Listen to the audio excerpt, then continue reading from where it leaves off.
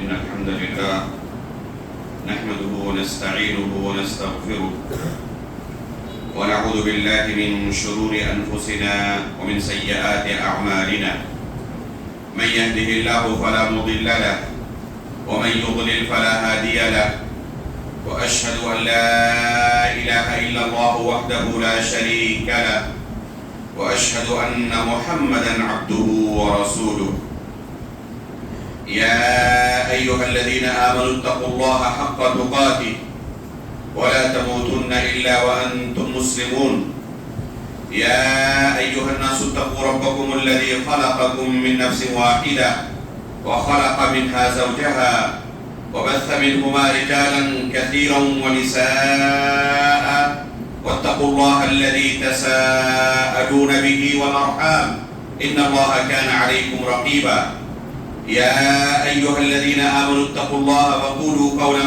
سديدا يصلح لكم أعمالكم ويغفر لكم ذنوبكم ومن يطع الله ورسوله فقد فاز فوزا عظيما أما بعد فإن أصدق الحديث كتاب الله وأحسن الهدي هدي محمد صلى الله عليه وسلم وشر الأمور محدثاتها وكل محدثة بدعة وكل بدعة ضلالة وكل ضلالة في النار. محترم مکرم حاضرین جمعہ، بزرگان دین و ملت، عزیز دوستوں اور پردہ نشین ماں و بہنوں،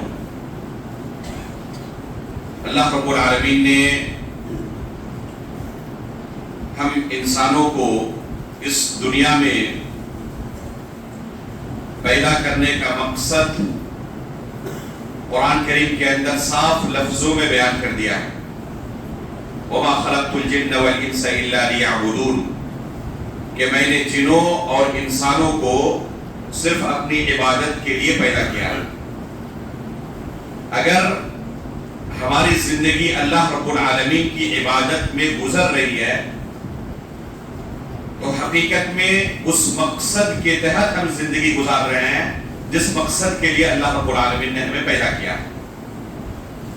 اور اگر ہم اللہ رب العالمین کی عبادت سے دور ہیں، اللہ کی عبادت نہیں کرتے، یا اللہ رب العالمین کی عبادت تو کرتے ہیں لیکن اس کے ساتھ کسی دوسرے کو شریک ٹھہراتے ہیں، یا اللہ رب العالمین کی عبادت کرنے کی ہمارے دل میں خواہش تو ہے لیکن اس رب کی ہمیں معرفت ہی نہیں جس کی عبادت کرنی ہے، اور کسی دوسرے کو ہم نے رب کا درجہ دیا ہوا ہے اور اس کی عبادت کر رہے ہیں، تو حقیقت میں ہماری زندگی اس مقصد کے تحت نہیں گزر رہی جس مقصد کے لیے اللہ رب العالمین نے ہمیں پیدا کیا ہے.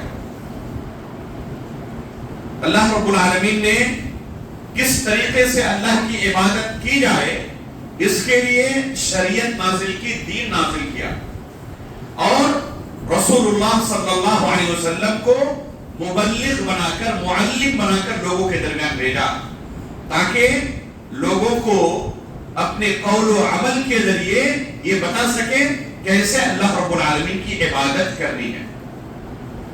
اس لیے قرآن کریم کے اندر یا اللہ کے رسول صلی اللہ علیہ وسلم کی احادیث میں جہاں کہیں پر عبادت کا حکم دیا گیا ہے، یا ایھا الناس اعبدوا ربکم، کہ اے لوگوں تم اپنے رب کی عبادت کرو، جہاں کہیں پر اللہ رب العالمین نے عبادت کا حکم دیا ہے، اللہ کے رسول نے اللہ کی عبادت کا حکم دیا ہے، تو وہ تین چیزوں پر مشتمل ہے. پہلی چیز کہ اس رب کی ہم معرفت حاصل کریں جس کی ہمیں عبادت کرنی ہے. دوسری چیز، جس رسول کے ذریعے ہمیں اس عبادت کا طریقہ معلوم ہوا اس رسول کے بارے میں جانکاری حاصل کریں، معرفت حاصل کریں. اور تیسری چیز، عبادت کا طریقہ کیا ہے، اسی کو دین کہتے ہیں، اسی کو شریعت کہتے ہیں. تو جن آیتوں میں عبادت کا حکم ہے وہ تین چیزوں پر مشتمل ہے. ایک اللہ رب العالمین کی معرفت پر، ایک دین اسلام کی معرفت، اور ایک رسول اللہ صلی اللہ علیہ وسلم کی معرفت. یہی وہ تین چیزیں ہیں جن کے بارے میں ہر شخص کو قبر کے اندر پوچھا جائے گا. جیسے کہ ہماری یہ دنیاوی زندگی ختم ہوگی، ہمارے رشتہ دار دوست و احباب ہمیں قبر میں رکھ کر آئیں گے اور واپس ہوں گے، فرشتے ہر شخص کے پاس پہنچتے ہیں اور اس سے یہی 3 سوال کرتے ہیں: من ربک وما دینک ومن نبیک. تمہارا رب کون ہے، تمہارا دین کیا تھا، اور تمہارے نبی کون تھے. یہ وہ 3 چیزیں ہیں جن کی معرفت ہر شخص کے لیے ضروری ہے. دین کے جو مسائل ہیں، شریعت کے جو مسائل ہیں، وہ تمام کے تمام ایک درجے کے نہیں ہیں. بعض مسائل ایسے ہیں جن کا سیکھنا ہر مسلمان پر فرض ہے. اسی کو اللہ کے رسول صلی اللہ علیہ وسلم نے اپنی حدیث کے اندر فرمایا: طلب العلم فریضۃ علی کل مسلم، کہ علم حاصل کرنا ہر مسلمان پر فرض ہے. تو کچھ مسائل دین کے ایسے ہیں جن کا سیکھنا ہر مسلمان پر فرض ہے. ایسا نہیں کہ گھر کے اندر ایک شخص عالم دین ہے، اس کو ان مسائل کا علم ہے، یا ایک شخص دروس میں حاضر ہوتا ہے، جمعہ کے خطبوں میں پابندی کے ساتھ حاضر ہوتا ہے اور غور سے سنتا ہے، اسے علم ہے، باقی گھر کے دوسرے افراد کو علم نہیں تو لوگ بچ جائیں گے. ایسی بات نہیں ہے. ہر شخص کو ان مسائل کا علم ہونا ضروری ہے. ان مسائل کی معرفت ہونا ہر شخص کے لیے ضروری ہے. تو یہ مسائل دین کے بنیادی مسائل ہیں، اور بہت سارے مسائل ایسے ہیں کہ عام لوگوں کو اگر پتہ نہ ہو، اہل علم علماء کرام بھی اگر ان مسائل کے تعلق سے جانتے ہو تو عام لوگوں کو کوئی نقصان نہیں ہوگا.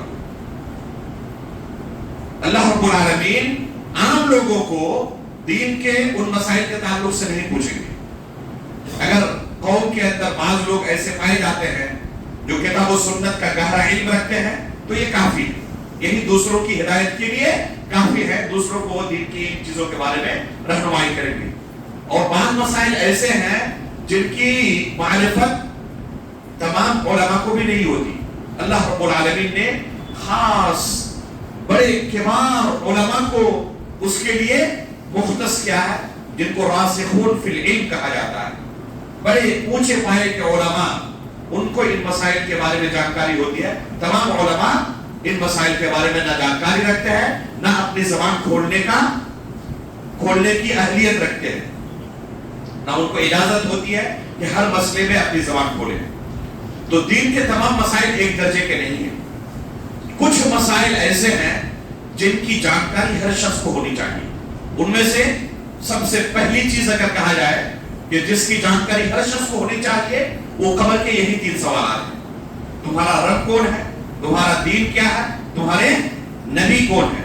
اگر ایک شخص نے دنیا کی تمام چیزوں کے بارے میں جانکاری حاصل کر لی، سوئی سے لے کر ہوائی جہاز تک کا اس کے پاس علم ہے، ہر چیز کے بارے میں آپ کو بتا سکتے ہیں، لیکن اپنے رب سے غافل رہا، دین اسلام سے غافل رہا، اپنے رسول سے غافل رہا، اور جب اسے قبر کے اندر پوچھا جائے تو کہا کہ مجھے ان چیزوں کا کوئی علم نہیں، تو اس سے زیادہ حسرت اور افسوس کچھ نہیں ہو سکتا کہ اس کے پاس ان بنیادی چیزوں کا علم نہیں ہے جس کے لیے اللہ رب العالمین نے حقیقت اسے پیدا کیا تھا. اپنے مقصد سے ہی اپنی پوری زندگی غافل رہا. اس لیے ان بنیادی مسائل کے بارے میں ہر شخص کو کوشش کرنی چاہیے کہ ہم کما حقہ علم حاصل کریں. ایک شخص جب دین اسلام کے اندر داخل ہوتا ہے تو اس سے اسی چیز کا مطالبہ کیا جاتا ہے، اس سے کلمہ شہادت کے اقرار کا مطالبہ کیا جاتا ہے. کہا جاتا ہے کہو اشہد ان لا الہ الا اللہ واشہد ان محمدا عبدہ ورسولہ. اگر اس کلمے کا اقرار نہ کرے وہ شخص مسلمان نہیں ہو سکتا. اس کلمے کے اقرار میں اس نے انہی تینوں چیزوں کا اقرار کیا ہے: اللہ رب العالمین کے بارے میں، دین اسلام کے بارے میں، اور محمد رسول اللہ صلی اللہ علیہ وسلم کے بارے میں. آپ اگر جائزہ لیں حقیقت میں اپنے سماج اور معاشرے کا تو پائیں گے بے شمار لوگ ایسے ہیں جو ان تینوں امور کے بنیادی چیزوں سے غافل ہیں. ان کو علم نہیں ہے کہ اس کلمے کا معنی کیا ہے، اس کے تقاضے کیا ہے، اس کے شروط کیا ہے، اس کے ارکان کیا ہے. اکثر و بیشتر لوگ غفلت کی زندگی گزارتے ہیں. اس کلمے کا معنی یہ ہے کہ میں اس بات کی گواہی دیتا ہوں کہ اللہ رب العالمین کے سوا کوئی برحق معبود نہیں، اور اس بات کی گواہی دیتا ہوں کہ محمد الرسول اللہ کیا ہے، اللہ کے بندے ہیں اور اللہ کے سچے رسول ہیں۔ یہ ہے اس کلمے کا معنی۔ اس کلمے اس کے علاوہ بہت سارے دوسرے معنی بیان کیے جاتے ہیں، لیکن وہ تمام کے تمام باطل معنی ہے۔ اس کلمے کا یہی ایک درست معنی ہے۔ مثال کے طور پر اشہد ان لا الہ الا اللہ کا بعض گمراہ فرقے معنی یہ کیا بیان کرتے ہیں کہ میں اس بات کی گواہی دیتا ہوں کہ اللہ کے سوا کوئی خالق نہیں۔ الہ کا معنی خالق سے کرتے ہیں، یہ غلط معنی ہے، باطل معنی ہے۔ اللہ رب العالمین نے اس چیز کا مطالبہ نہیں کیا اس کلمے میں کہ تم اللہ رب العالمین کے خالق ہونے کا اقرار کرو۔ اہل مکہ پہلے سے اللہ کو اپنا خالق مانتے تھے۔ اگر اسی چیز کا مطالبہ کیا جاتا تو اللہ کے رسول کے ساتھ ان کی کوئی لڑائی نہیں ہوتی، وہ تلوار اللہ کے رسول کے خلاف نہ نکالتی۔ بعض لوگ کہتے ہیں کہ اس کلمے کا معنی یہ ہے کہ اللہ رب العالمین کے سوا کوئی رازق نہیں، تو رازق کفار و مشرکین بھی اللہ کو مانتے ہیں، اور بہت سارے کفار و مشرکین سے پوچھے وہ کہیں گے کہ اللہ نے ہی پیدا کیا ہے۔ کفار مکہ کے بارے میں اللہ تعالیٰ نے قرآن کی آیتیں نازل کی اور کہا کہ ان سے اگر پوچھو کہ تمہیں کس نے پیدا کیا ہے، زمین و آسمان کو کس نے پیدا کیا ہے، تو وہ خود گواہی دیں گے کہ اللہ رب العالمین نے پیدا کیا۔ تو اگر اس کلمے میں یہی مطالبہ ہوتا تو اہل مکہ اللہ کے رسول کے خلاف تلوار نہ نکالتے، اللہ کے رسول صلی اللہ علیہ وسلم کے صحابہ پر اس طرح ٹارچر نہ کرتے، ان کو گھر سے باہر نہ نکالتے۔ تو اصل لڑائی کس چیز کی تھی؟ اللہ رب العالمین کو معبود برحق تسلیم کرنے کی، کہ عبادت کا مستحق فقط اور فقط اللہ رب العالمین، اس کے علاوہ کوئی بھی عبادت کا مستحق نہیں ہے۔ کسی بھی چیز کو اگر ہم عبادت کہتے ہیں تو اس کا فقط اور فقط مستحق اللہ رب العالمین ہے، اس کے علاوہ ذرہ برابر بھی عبادت کی کسی قسم کا مستحق کوئی مخلوق نہیں ہو سکتا، چاہے وہ فرشتہ ہو، چاہے کوئی نبی ہو، چاہے صحابی ہو، چاہے کوئی پیر ہو، چاہے کوئی خواجہ بابا ہو، چاہے کچھ بھی اس کی حیثیت ہو، وہ عبادت کا مستحق نہیں ہو سکتا۔ اس کلمے کے اندر بندہ یہی قرار کرتا کہ عبادت صرف اور صرف اللہ رب العالمین کے لیے انجام دی جائے گی، اور معبود برحق فقط اللہ رب العالمین ہے۔ اس کے علاوہ دنیا میں جتنے معبود پائے جاتے ہیں سب کے سب باطل ہیں۔ اسی وجہ سے اس کلمے کے دو اہم ارکان کی معرفت ضروری ہے۔ اس کلمے میں جو اشہد ان لا الہ الا اللہ پڑھتے ہیں تو دو اہم چیزوں کا اقرار کرتے ہیں۔ ایک چیز ہے کہ ہم اللہ رب العالمین کو معبود برحق مانتے ہیں، اور صرف اس پر نہیں، دوسری چیز بھی بہت ضروری ہے۔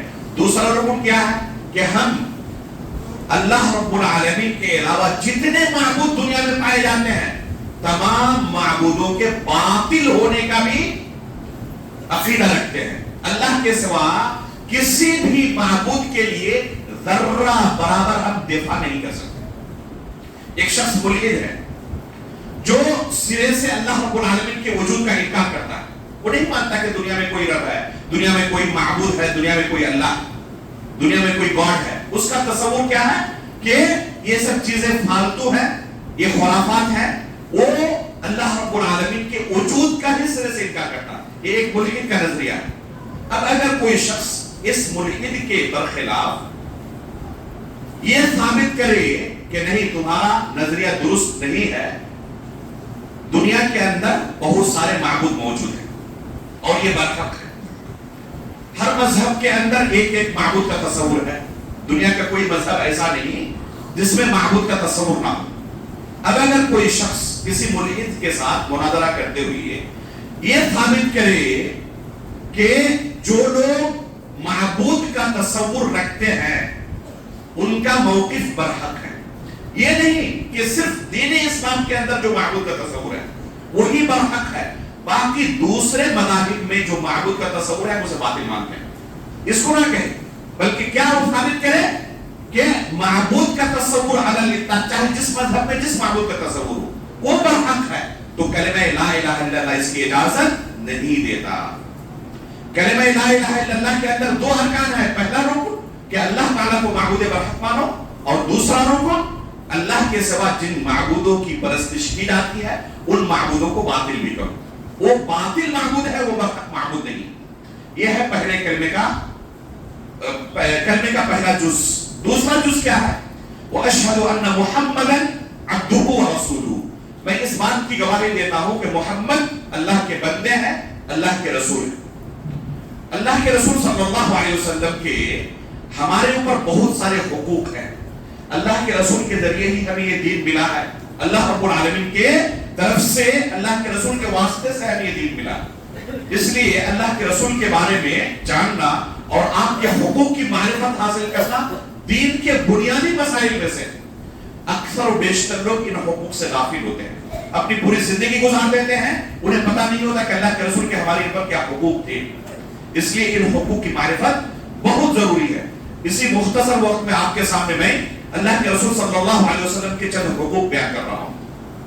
पहला हक अल्लाह के रसूल सल्लल्लाहु अलैहि वसल्लम का हर मुसलमान पर यह है कि अल्लाह के रसूल को अल्लाह का बंदा तस्लीम करे।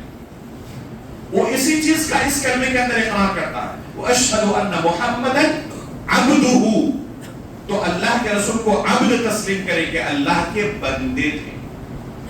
बाद लोग इस कलमे को तो पढ़ते हैं लेकिन अकीदा क्या रखते हैं कि अल्लाह के बंदे नहीं थे, वो इंसान नहीं थे, नूर से पैदा किए गए थे, अल्लाह के नूर का एक हिस्सा है वो। अगर कोई शख्स ये अकीदा रखे तो उसने जो कलमे का इकरार किया था उसकी धज्जी उड़ाकर रख दी। उसने पहला हक जो अल्लाह के रसूल का उसके ऊपर वाजिब होता था उस हक को अदा नहीं किया। जब कब्र के अंदर उससे पूछा जाएगा तुम्हारे नबी कौन थे, तो जाहिर सी बात है कि जो नबी अल्लाह रब्बुल आलमीन ने भेजा है, जिसके हुकूक हम पर मुतय्यन किया है, उसने अपनी जिंदगी भर उन हुकूक की धज्जी उड़ाई है, तो वहां पर उसके लिए जवाब देना आसान नहीं होगा।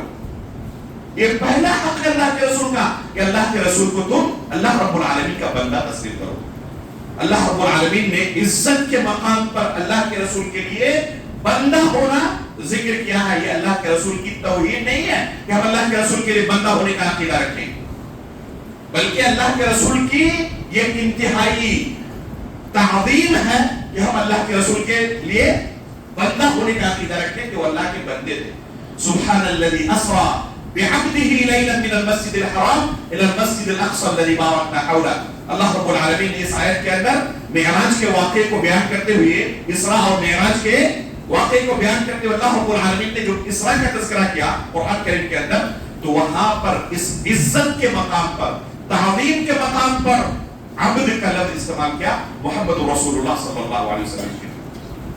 इसलिए अल्लाह के रसूल के लिए ये कहना कि अल्लाह के रसूल इंसान थे, बंदे थे, बनी आदम में से अल्लाह के रसूल थे, ये अल्लाह के रसूल की तौहीद नहीं। कुल इन्नमा अना बशरुम मिथलुकुम यूहा इलैहि। कुरान करीम के अंदर अल्लाह रब्बुल आलमीन अल्लाह के रसूल पर आयत नाज़िल करके लोगों के दरमियान ऐलान करने का हुक्म देते हैं, लोगों के दरमियान ऐलान कर दे कि मैं तुम्हारे जैसा एक इंसान हूं। फर्क क्या है? यूहा इलैहि, मेरे ऊपर अल्लाह की तरफ से वही की जाती है।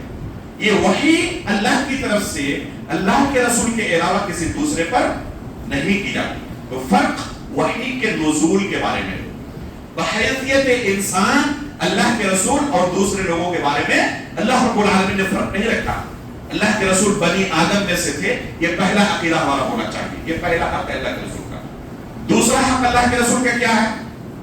इसी कलमे के अंदर हम उसका इकरार करते हैं। दूसरा हक है अल्लाह के रसूल के बारे में यह अकीदा रखें कि आप अल्लाह के सच्चे रसूल हैं।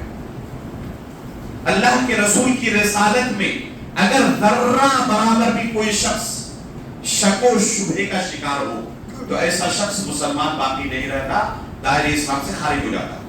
और अफसोस की बात यह है कि बहुत सारे लोग जो इस कलमे को पढ़ते हैं, अपने आप को मुसलमान होने का दावा करते हैं, अल्लाह के रसूल सल्लल्लाहु अलैहि वसल्लम की रिसालत के बारे में उन्हें शक है, शुबहा है। एक बहुत बड़ी जमात है जो ये अकीदा रखती है कि असल में ये नबूवत और रिसालत अली रज़ी अल्लाह तआला अन्हु का हक था, उनको मिलनी थी, लेकिन जिब्रील अमीन अलैहिस्सलातु वस्सलाम से चूक हो गई और ये मोहम्मद इब्न अब्दुल्लाह को देकर चले गए। नाउज़ुबिल्लाह मिन ज़ालिक। एक बहुत बड़ी जमात है जो अपने आप को मुसलमान कहती है और हम में से बहुत सारे लोग उनकी हिमायत में भी खड़े होते हैं। आपको पता है रवाफिज के यहाँ साफ लफ्जों में उनके کتابوں کے اندر موجود ہے کہ حقیقت میں علی رضی اللہ تعالیٰ عنہ کو یہ رسالت ملنی تھی. جبریل امین علیہ السلام کے چوک کی وجہ سے محمد ابن عبداللہ رسول بن گئے. حقیقت میں علی بن ابی طالب کو رسول بننا تھا. اسی طرح بعض لوگ یہ نظریہ رکھتے ہیں کہ اگر کوئی شخص اللہ رب العالمین کے ساتھ شرک نہ کرے لیکن اللہ کے رسول کی رسالت کا اگر انکار کر رہا ہے, اللہ کے ساتھ شرک نہیں کر رہا, اس سے پوچھا جائے اللہ کے رسول کو سچا رسول مانتے ہو, کہے کہ نہیں میں اللہ کے رسول کو سچا رسول نہیں مانتا. اس کے باوجود بعض لوگ کیا کرتے ہیں, کہتے ہیں کہ اس شخص کے بھی جنت میں داخل ہونے کے چانسز معمولی درجے کے ہیں. کس طرح کے؟ 0.00000 لگاتے جائیں آخر میں 1, اتنا چانس ہے بس. مثال دے کر کہتے ہیں جیسے 100 مالے کی کوئی بلڈنگ ہو, اس سے اگر کوئی شخص گر جائے تو اس کے بچنے کے جتنے چانسز ہیں اس شخص کے بھی جنت میں داخل ہونے کے اتنے چانسز ہیں. یہ اس حق کی دھجی اڑانا کہ کوئی شخص اللہ کے رسول کی رسالت کا منکر ہو اور کسی بھی درجے میں آپ اس کے لیے جنت میں داخل ہونے کا چانس نکالیں, تو یہ دین کے بنیادی مسائل سے غفلت کی دلیل ہے کہ بعض لوگ اس طرح جہالت کی باتیں کرتے ہیں. اور بہت سارے لوگ ایسے لوگوں کو اہل حدیث بھی سمجھتے ہیں, نعوذ باللہ من ذالک, کہ جو اللہ کے رسول صلی اللہ علیہ وسلم کے بنیادی حقوق کے اوپر ڈانگا ڈالتے ہو اور ان کو اہل حدیث اور اہل حدیث کا داعی سمجھا جائے. یہ قطعاً ممکن نہیں ہے کہ کوئی شخص اللہ کے رسول کی رسالت کا منکر ہو یا شک و شبہ کا شکار ہو اور وہ اسلام کے اندر ذرہ برابر بھی کوئی حصہ رکھتا ہو یا اس کے جنت جاننے کے ذرہ برابر بھی کوئی چانسز ہو. ایسا شخص کافر ہے اگر اللہ رب العالمین اللہ کے رسول صلی اللہ علیہ وسلم کی رسالت کو تسلیم نہیں کرتا. تیسرا حق اللہ کے رسول صلی اللہ علیہ وسلم کا یہ ہے کہ 4 چیزوں میں اللہ کے رسول صلی اللہ علیہ وسلم کو معصوم مانا جائے. پہلی چیز, اللہ کے رسول صلی اللہ علیہ وسلم کفر اور شرک سے معصوم تھے. معصوم کسے کہتے ہیں؟ فرشتوں کے بارے میں اللہ رب العالمین نے قرآن کریم کے اندر فرمایا لا يعصون الله ما امرهم ويفعلون ما يؤمرون. فرشتے گناہوں سے معصوم ہیں, فرشتوں سے گناہ سرزد نہیں ہوتی. تو اللہ کے رسول کے بارے میں ہمیں عقیدہ رکھنا ہے کہ 4 چیزوں میں اللہ کے رسول صلی اللہ علیہ وسلم معصوم تھے. پہلی چیز کیا ہے؟ کفر و شرک سے اللہ کے رسول صلی اللہ علیہ وسلم معصوم تھے. اللہ کے رسول سے سرزد نہیں ہو سکتا کفر اور شرک کا عمل, نہ نبی بننے سے پہلے نہ نبی بننے کے بعد اللہ کے رسول سے کبھی زندگی میں کفر اور شرک صادر ہوا. دوسری چیز, اللہ کے رسول صلی اللہ علیہ وسلم کے بارے میں ہمیں یہ عقیدہ رکھنا ہے کہ اللہ کے رسول صلی اللہ علیہ وسلم گناہ کبیرہ سے معصوم تھے. اللہ کے رسول صلی اللہ علیہ وسلم کے بارے میں قرآن میں اللہ رب العالمین نے فرمایا انک لعلی خلق عظیم, کہ اے رسول آپ اخلاق کے بلند معیار پر فائز ہیں. جو شخص اخلاق کے بلند معیار پر فائز ہو, کیا اس کے بارے میں تصور کیا جا سکتا ہے کہ وہ گناہ کبیرہ کا مرتکب ہے؟ تو اللہ کے رسول کے بارے میں یہ دوسری چیز ہے جس کے بارے میں ہمیں عقیدہ رکھنا ہے کہ اللہ کے رسول معصوم تھے. تیسری چیز, اللہ کے رسول صلی اللہ علیہ وسلم جھوٹ بولنے سے معصوم تھے. نہ بچپن میں اللہ کے رسول نے کبھی جھوٹ بولا اور نہ بڑے ہونے کے بعد اور نہ نبی بننے کے بعد اللہ کے رسول نے کبھی جھوٹ بولا.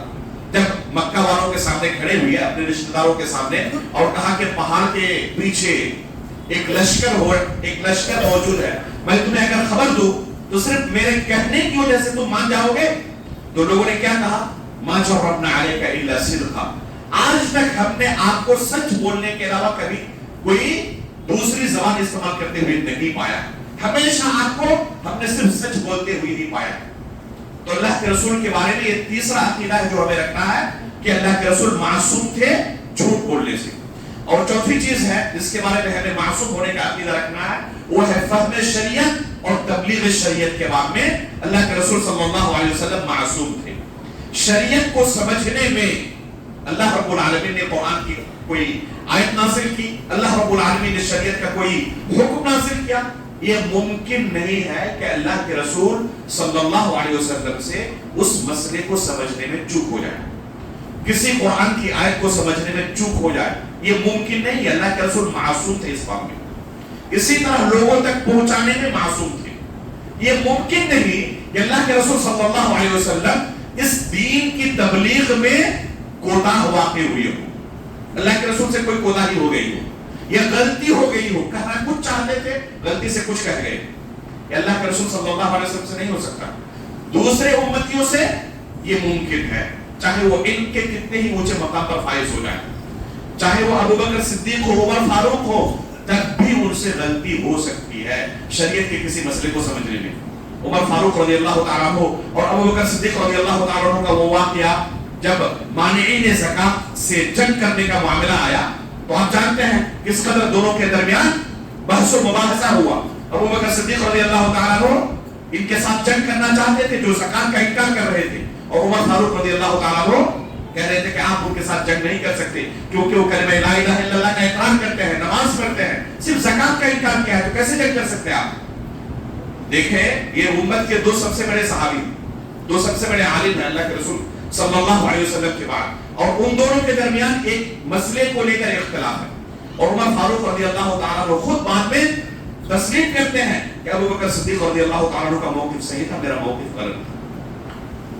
تو اگر عمر فاروق رضی اللہ تعالیٰ عنہ سے کسی مسئلے کو سمجھنے میں چوک ہو سکتی ہے تو دنیا کے کسی بھی عالم سے چوک ہو سکتی ہے۔ معصوم نہیں ہے کوئی، اللہ کے رسول صلی اللہ علیہ وسلم صرف معصوم، چاہے وہ امام ابو حنیفہ ہو، امام شافعی ہو، امام مالک ہو، امام احمد ابن حنبل ہو، امام بخاری ہو، امام مسلم ہو، امام شیخ الاسلام ابن تیمیہ ہو، علامہ ابن قیم ہو، کوئی بھی ہو، دنیا کے کسی بھی عالم سے کسی مسئلے کو سمجھنے میں چوک ہو سکتی ہے۔ معصوم اللہ رب العالمین نے صرف اللہ کے رسول صلی اللہ علیہ وسلم کو بنایا، اس لیے یہ کہنا کہ ہو سکتا ہے اللہ کے رسول صلی اللہ علیہ وسلم نے اس آیت کو نہ سمجھا ہو اور یہ فرمان جاری کیا ہو، نعوذ باللہ من ذالک، یہ ممکن نہیں ہو سکتا۔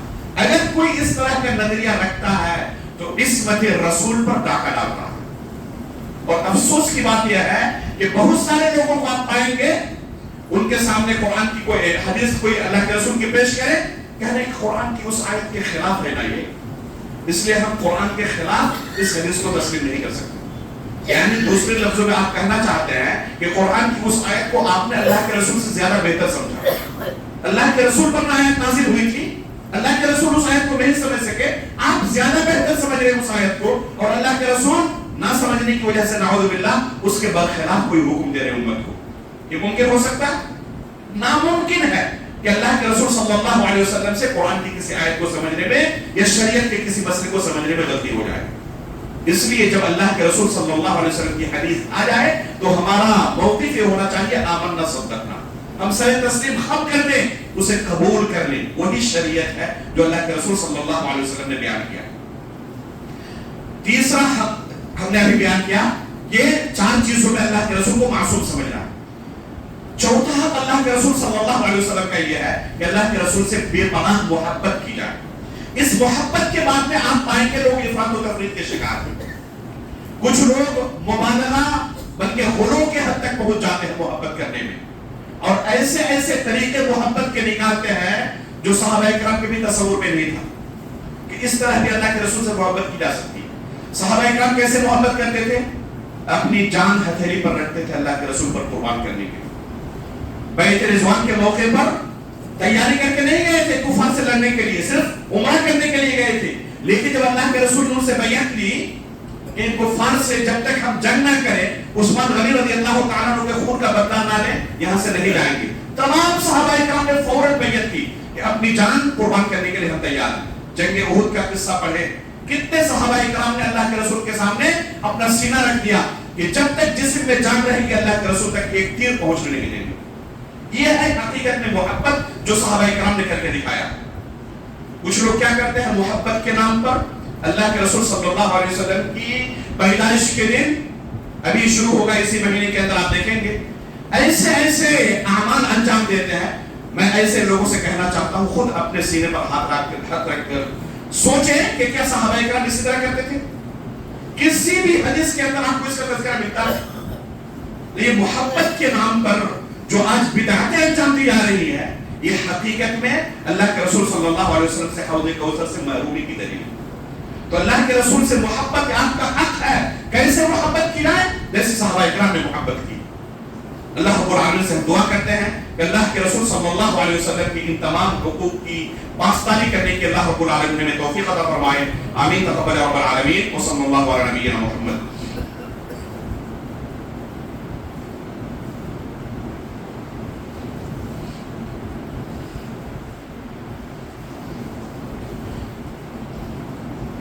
الحمد لله رب العالمين والصلاة والسلام على رسوله محمد وآله وصحبه أجمعين. أشهد أن لا إله إلا الله وحده لا شريك له وأشهد أن محمدا عبده ورسوله. أما بعد.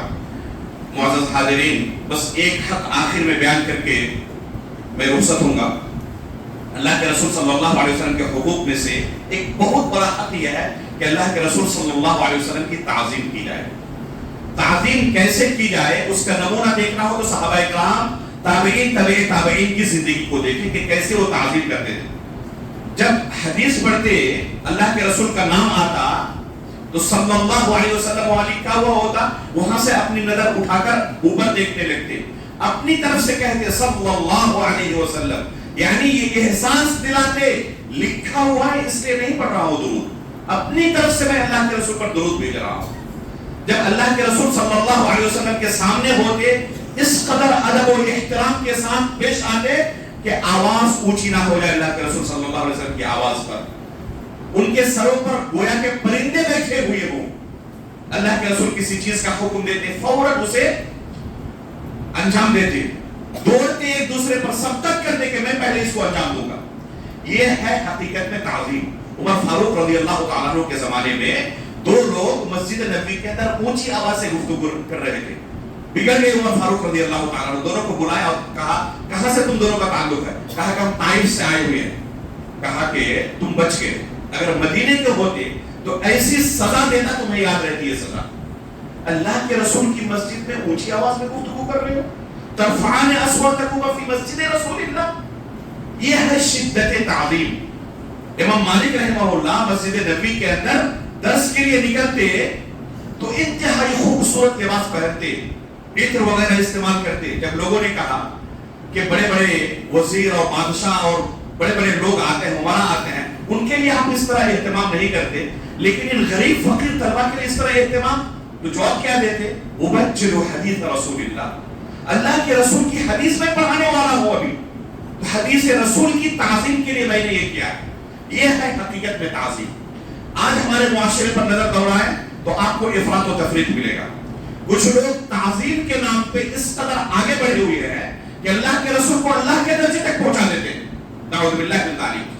اور اللہ کے بارے میں جو عقیدہ رکھنا چاہیے وہ عقیدہ اللہ کے رسول کے بارے میں رکھتے ہیں. نعوذ باللہ. اللہ کے رسول عالم الغیب ہے، اللہ کے رسول ہماری مجلسوں میں حاضر ہوتے ہیں، اللہ کے رسول کے بارے میں اور پتہ نہیں کیا کیا عقیدہ رکھتے ہیں. اللہ کے رسول کا نام آئے انگلی چومنے لگتے ہیں، آنکھوں کے اندر پھیرنے لگتے ہیں. کیا صحابہ اکرام اس طرح تعظیم کرتے تھے؟ اللہ کے رسول کی تعظیم نہیں ہے کہ اللہ رب العالمین کے مقام تک اللہ کے رسول کو پہنچا دے. یہ توہین ہے اللہ کے رسول کی. اور کچھ لوگ اللہ کے رسول کے بارے میں توہین کے شکار ہیں. جی آپ کو سن کر تعجب ہوگا کہ کوئی توہین کیسے کر سکتا ہے، لیکن حقیقت میں ہے ایسے. بہت سارے دانشور اور مفکرین جن کو کہا جاتا ہے وہ اللہ کے رسول کی حدیث کو حجت نہیں مانتے اور کہتے ہیں قرآن ہمارے لیے کافی ہے، حدیث رسول کی ہمیں ضرورت نہیں، اور حدیث رسول کا انکار کرتے ہیں. اور ایسے لوگوں کی تعداد کم نہیں ہے.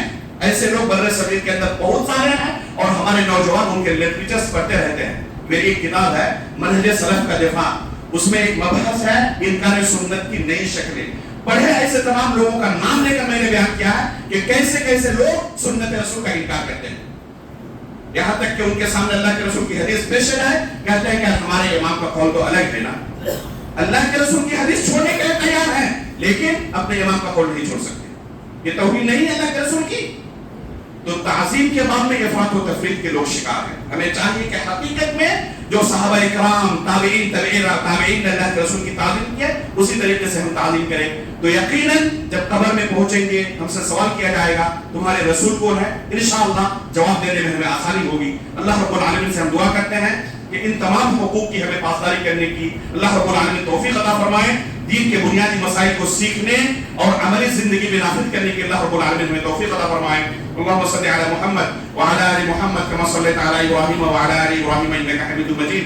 اللهم بارك على محمد وعلى ال محمد كما باركت على ابراهيم وعلى ال ابراهيم انك حميد مجيد. سبحان ربك رب العزة عما يصفون وسلام على المرسلين والحمد لله رب العالمين.